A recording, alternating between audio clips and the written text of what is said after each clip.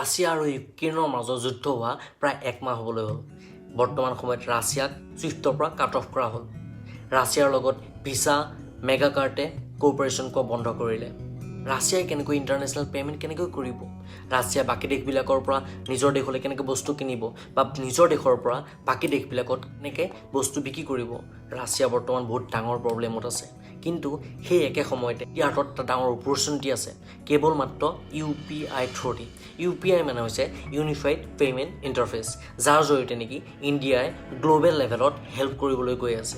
আজি এই ভিডিঅ'টোত জানিম কেনেকৈ UPI ইণ্ডিয়াক গ্ল'বেল লেভেলত হেল্প কৰিব পাৰিব। তাৰ আগত আমি জানিব লাগিব যে ছুইফ্ট মানে কি হয়।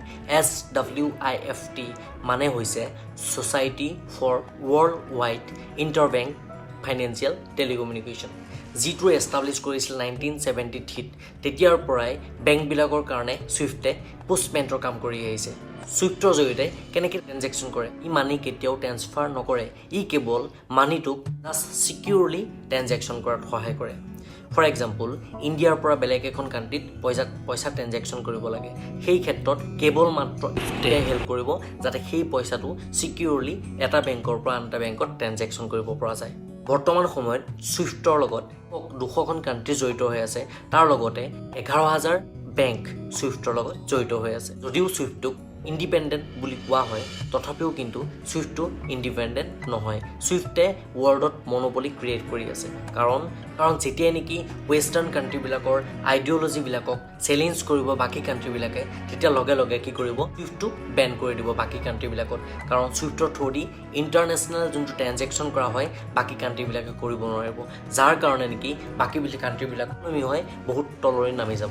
ফৰ এক্সাম্পল, 2012 চনত ইৰাণখনক ছুইফ্টৰ পৰা বাদ দিয়া হৈছিলে, যাৰ কাৰণে নেকি ইৰাণৰ যোনটো অইল এক্সপৰ্ট হয় বাকী কাণ্ট্ৰিবিলাক, তাৰ পৰিমাণটো 50%, প্ৰায় 0.5% কমি আহিছিলে। সেইদৰে নৰ্থ কোৰিয়াটো সেইটো কৰা হৈছিল। কিন্তু ইমানবিলাক পাৱাৰ এখন কাণ্ট্ৰিত থকাটো ৱৰ্ল্ডৰ কাৰণে জানো ডেঞ্জাৰ নহয়?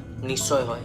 তাৰ একমাত্ৰ উপায়টো হৈছে UPI। কাৰণ বৰ্তমান সময়ত ৰাছিয়ান বেংক ছুইফ্টৰ পৰা বাদ দিয়া হৈছে। ৰাছিয়াই ফৰেইন কাণ্ট্ৰিৰ বেংকৰ পৰা প্ৰায় $121 বিলিয়ন লোন লৈ থৈছে। ৰাছিয়াৰ পৰা ইণ্ডিয়াই ব্ৰহ্মোছ S-400 আৰু বিভিন্ন ধৰণৰ ৱেপনছৰ লগতে বৰ্তমান সময়ত অইল ইম্পৰ্ট কৰিবলৈ গৈ আছে, যাৰ কাৰণে নেকি ছুইফ্টৰ দৰে এটা ফাইনেন্সিয়েল টেলিকমিউনিকেশ্যন তাৰ দৰকাৰ আছে। কিন্তু যেতিয়া নেকি ছুইফ্টটো বন্ধ হৈ গৈছে, তাৰ নিশ্চয় উপায় এটা উলিয়াব লাগে। ৰাছিয়াই বাকীবিলাক দেশত কি কৰে? অইল আৰু নেচাৰেল গেছ ছাপ্লাই কৰে। ইমানবিলাক বেচা কিনা কি ৰাছিয়া এনেই এৰি দিব? নিশ্চয় ইয়াৰ কিবা এটা চলিউশ্যন উলিয়াব। এনেকুৱা সময়তে ইণ্ডিয়াৰ ফাইনেন্সিয়েল টেকন'লজিটোৱে কামত আহিব। ক'ভিড যেনেকৈ বেছি হাৰত স্প্ৰেড হৈ আছে, ঠিক সেইদৰে বৰ্তমান সময়ত UPIও সেই একে হাৰতে স্প্ৰেড হৈ আছে। বৰ্তমান সকলো মানুহ UPI ব্যৱহাৰ কৰে। আৰু এটা ডাঙৰ ইণ্টাৰেষ্টিং কথা, বৰ্তমান সময়ত UPI কোনো নেট নোহোৱাকৈ ট্ৰেঞ্জেকশ্যন কৰিবলৈ ফেচিলিটি দিবলৈ গৈ আছে। UPI বৰ্তমান সময়ত $1 ট্ৰিলিয়ন ক্ৰছ কৰিবলৈ গৈ আছে। National payment for corporation of India নাম অৰ্গেনাইজেশ্যনটোৱে কৈছে যে ইণ্ডিয়াৰ লগতে নেপাল, ভূটান, বাংলাদেশ 5খন কাণ্ট্ৰিয়ে বৰ্তমান সময়ত UPI এনেবল কৰিবলৈ গৈ আছে, যিটো নেকি ইণ্ডিয়াৰ কাৰণে এটা ভাল খবৰ হয়। এজ এ ইণ্ডিয়ান আমি প্ৰাউড কৰিব পাৰোঁ যে এটা ইণ্ডিয়ান টেকন'লজিয়ে ৱৰ্ল্ড ৱাইডত ইণ্ডিয়াৰ নাম উজ্বলাবলৈ গৈ আছে। ইয়াৰ UPI গ্ল'বেল মাৰ্কেট ল'বলৈ গৈ আছে। আজি এই ভিডিঅ'টোত ইমানখিনি আছিলে। মোৰ পাছৰ এটা ভিডিঅ'ত মই UPI থ্ৰুদি কেনেকৈ নেট নোহোৱাকৈ প্লাছ এণ্ড্ৰইড মোবাইল নোহোৱাকৈ কেনেকৈ মানি ট্ৰেঞ্জেকশ্যন কৰিব পৰা যায়, তাৰ ওপৰত মই ভিডিঅ' বনাম। এতিয়ালৈকে ভিডিঅ'টো চাই থকাৰ কাৰণে অশেষ ধন্যবাদ থাকিলে। আৰু যদিহে ভিডিঅ'টো আপোনালোকৰ কাৰণে নলেজেবল হ'ল, আপোনালোকে কাইণ্ডলি ভিডিঅ'টো আপোনালোকৰ লগৰ ফ্ৰেণ্ডৰ লগত শ্বেয়াৰ কৰি দিব। Thank U.